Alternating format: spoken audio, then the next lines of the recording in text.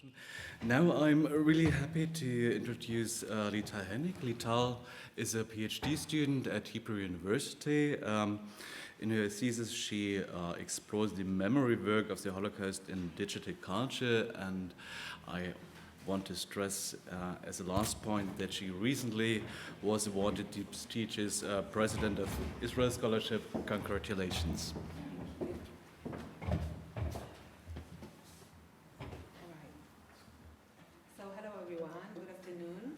So glad to be here and to present my study. Since submitting the abstract to this conference, I have progressed in my work, and therefore today I will focus in my presentation on the remembrance of Anne Frank in digital culture, which is a chapter from my PhD dissertation and a work in progress. Being a part of the Hebrew University of Jerusalem's team of the Horizon 2020 Research Initiative, Visual History of the Holocaust, Rethinking Curation in the Digital Age, headed by Dr. Tobias Ebrecht-Hartmann, I will also conclude by suggesting to regard the contemporary figure of Anne Frank as a relational figure. Thinking about our model, we kind of developed this model for analysis and annotation of visual relations as a possible method for her analysis. So in my work, I seek to understand how digital culture impacts the figure of Anne Frank. More broadly, I explore the ways that digital culture affects iconic symbols and popular narratives of the Holocaust in order to understand the changing landscape of Holocaust commemoration culture. The argument that lies in the heart of my study is that digital culture is not only expressed and performed in digital media. Being also imbued in what Henry Jenkins calls convergence culture, this culture is characterized by the simultaneous existence of various media systems and the flexible flow of media content within them. Convergence culture also defines a few shared social and technological processes, such as the convergence of old and new media affordances and the ability of audiences to participate and communicate through content as consumers and producers. So digital culture is also impacting old media manifestations such as cinema and films, and vice versa. We can see that historical diaries such as the Diary of Anne Frank and archives are being remediated in digital media, as in the case of the Anne Frank House digital initiatives.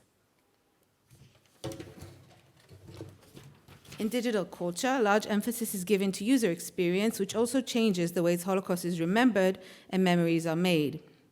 Up until today, existing literature has given much attention to the possibilities digital culture can offer for the preservation of Holocaust commemoration culture, as well as on the ways this commemoration culture is affecting user subject positions in interactive media or in social media networks.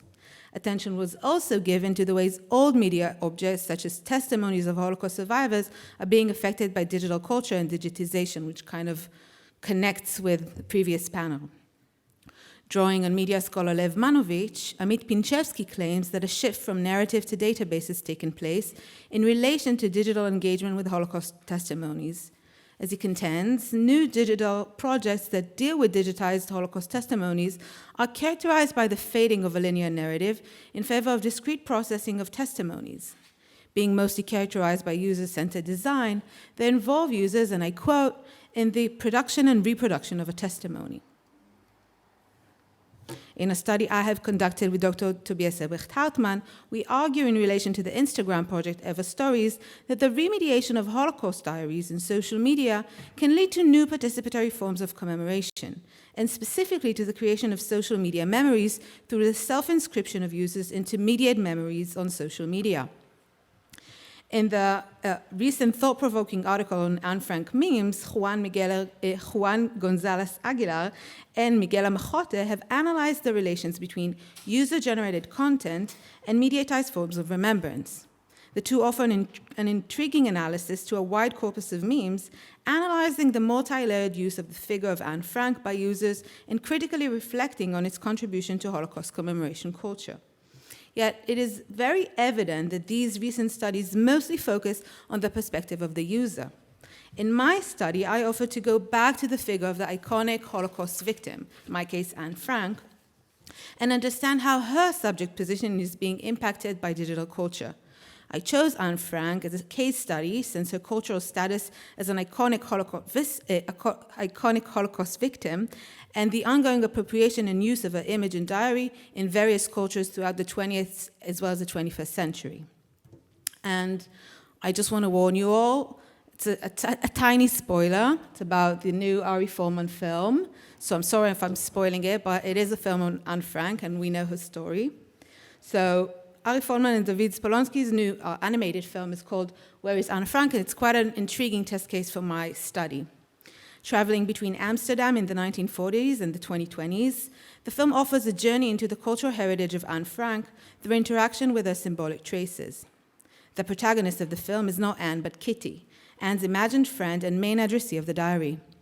Waking up in the Anne Frank house about 75 years after the Frank family were arrested by the Gestapo and depicted to Westerbork transit camp, Kitty finds an empty house. Depicted as a young girl, inseparable from Anne's diary, she takes the diary out of its pedestal and carries it with her to look for Anne all around the city. Dealing with a different post-war reality, Kitty finds many monuments and institutions that bear Anne's name, such as bridges, a hospital, a theater, high schools, but those don't resonate with her recollections of her lost friend.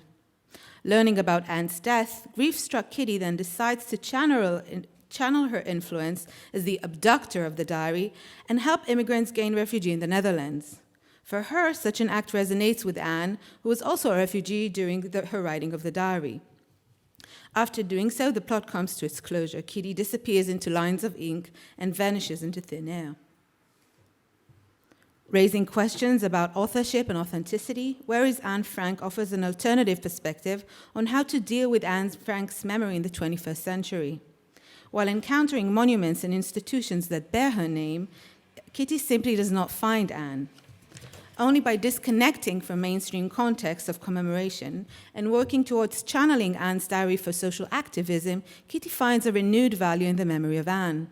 By doing so, the animated film regards the memory of Anne Frank as what Michael Rothberg defines as multidirectional memory, which is a memory productive, subject to ongoing negotiation, cross-referencing, and borrowing. By stressing the collective memory of Anne Frank as a multidirectional memory for a marginalized and oppositional social group that are refugees, Kitty utilized this memory to be productive as she helps articulating today's refugees' own claims for recognition and justice. Yet I suggest that the film's innovative perspective also stems from the figure of Kitty, that is granted with agency to act on behalf of her own name.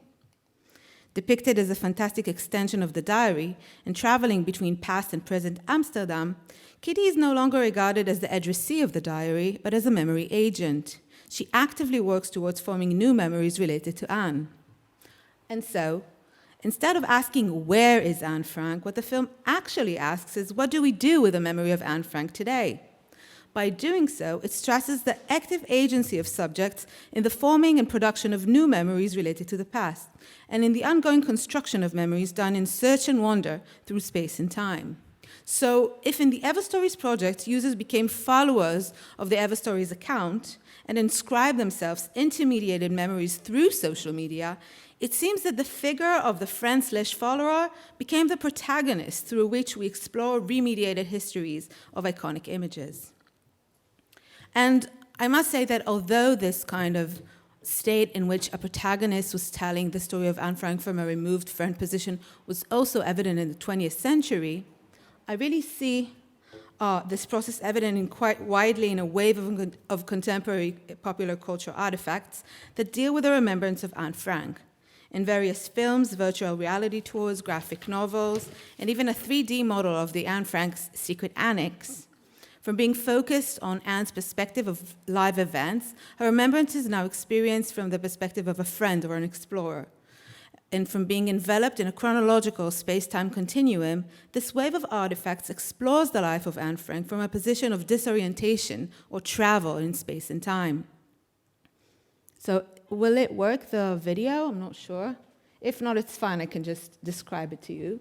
We can see here it's a short walkthrough I made of the Secret Annex online tour for the Anne Frank house.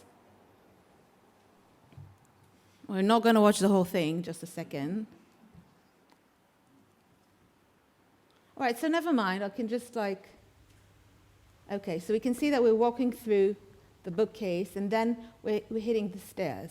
And once you click the stairs, you have this excerpt of Anne on the Stairs, which also has quotes from the stairs. I don't know if you guys remember that Anne kind of really depicts the way she deals with stress during the war and from the oil bombings as she's running up and down the stairs.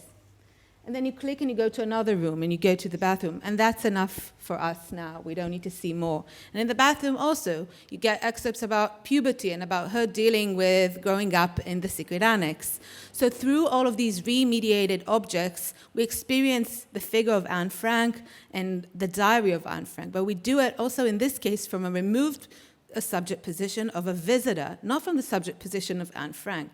And I think that what's most important here, it's not that we experience the diary in fragmented pieces, it's also very disorienting to walk in the annex. You have no idea, like, it's very hard to find yourself within the secret annex. You walk into one room and you don't know where it's going to take you. If it's going to take you to another room, if you're going to go back to the corridor. So it's kind of a travel or disorientation state. So, all right. In order to understand this change and try and define it, I go back to the cultural iconic figure of Anne Frank and outline a genealogy of Anne Frank representations in Western cultures from the 1950s until the 2020s, analyzing editions of the diary alongside adaptations and representations of Anne Frank. By conducting a close reading and a comparative multimodal analysis of these artifacts, I suggest that Anne Frank's iconic figure has changed from being regarded in the past as an iconic symbol of a Holocaust victim, symbolizing, according to various scholars such as Jeffrey Alexander, Judith Donson, and Rudolf Decker, human transcendence and optimism. Nowadays, Frank's figure also relates to the growing position of the user in the production of mediated memories. Within so, Anne Frank meets the loss of associated narratives and gains a new subject position, one that focuses less on notions of victimhood or her historical story. Alternatively, this position grants active agency to individuals who composite new memories relating to Frank. Due to our short of time, I will not go into depth into my genealogy, but it is very important for me to depict the movement that I have noticed in the changing representations of Anne Frank, which I define as a movement from the sterilization to production. So as known, the first American adaptation of the diary was the 1955 theater play, The Diary of Anne Frank, written by Albert Hackett and Francis Goodrich.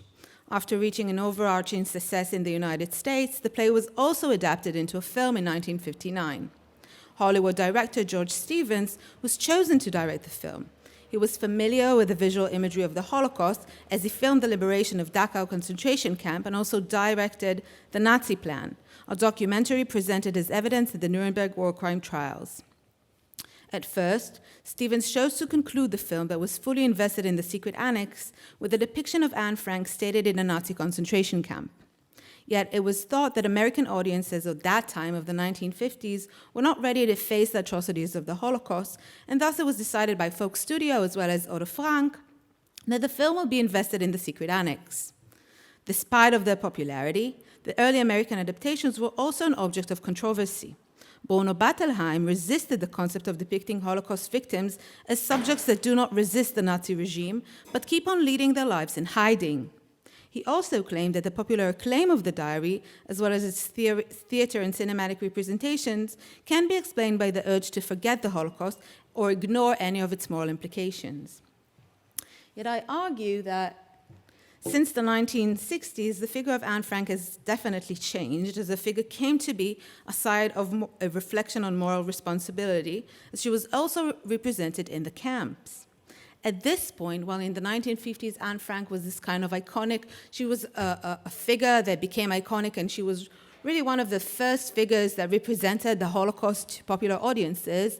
Then, if you can see at the beginning of the millennium, she was also affected by Holocaust commemoration culture. So she became imbued in that context, and she was not just a preliminary figure of that culture. 40 years after George Stevens' cinematic adaptation was screened, an ABC production miniseries portrayed the life of Anne Frank titled Anne Frank, The Whole Story.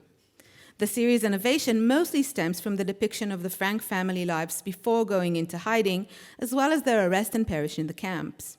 In addition, it also incorporates other perspectives to the story in addition to that of Anne Frank, like her family members and friends, that altogether tell the story. The miniseries was also made during what historian Annette Viviolka calls the era of the witness. By utilizing testimonies of survivors, like that of Anne's friend Hanneli Gosser, which is mentioned in the diary and also tells of her encounter with Anne Frank in the war,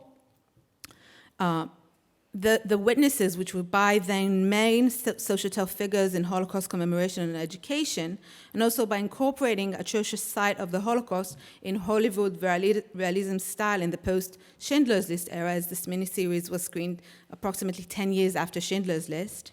This adaptation really differs from the earlier American ones.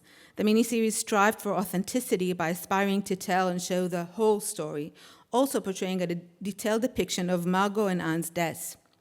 By doing so, the miniseries shows an explicit depiction of concentration camp atrocities over moral relief for its viewers. And so, as she was stated in the large context of the Holocaust, Anne was taken out of the sterile environment of the secret annex. She was no longer the Holocaust victim, but a Holocaust victim. In the past 2 decades, various cinematic adaptations began to shift from Anne's perspective and turn towards the perspectives of other related friends or teen girls that are somewhat connected to Anne Frank. At the same time, Holocaust commemoration culture began concerning over the preservation of Holocaust memory in the post-era of the witness. This commemoration culture growingly started using digital media technologies, and in particular virtual reality and augmented reality technologies. Intertwining between the real and virtual worlds, the traveling between past and present became a part of Holocaust commemoration culture. Victoria Walden defined the subject position of the user of such technologies as in between, in the intermediate Holocaust commemoration site. According to Walden, and I quote, "This in-between space helps the spectator to recognize both the material semblance with the Holocaust victims as human beings while simultaneously acknowledging their radical experiential differences." Building on her concept, I propose that while the difference between Anne and the fellow friend is kept intact, the new subject position of the Holocaust victim that derives from such a perception of reality is relational, and especially, particularly, that of a composite. According to media scholar Paul Frosch, and I quote, "To be composite is to be situated with, alongside with, in company with." In the current era, as I see it, Anne is no longer alone. She is accompanied with, alongside with, and situated with other spaces, people, images, and media. Those comprise the current environment for understanding the figure of Anne Frank. Such a state goes hand in hand with other attempts to keep the historical remnants interactive, such as Holocaust testimonies, despite the passing of time. Yet what differs Anne Frank from the digitization of testimonies is that while digitization led to a loss of narrative in favor of discrete sampling of analysis of testimonies, Anne loses her associated narratives, and we, the users, gain once more an inquiry into her historical figure through the creation or consumption of various relations Anne bears with people, images, and places.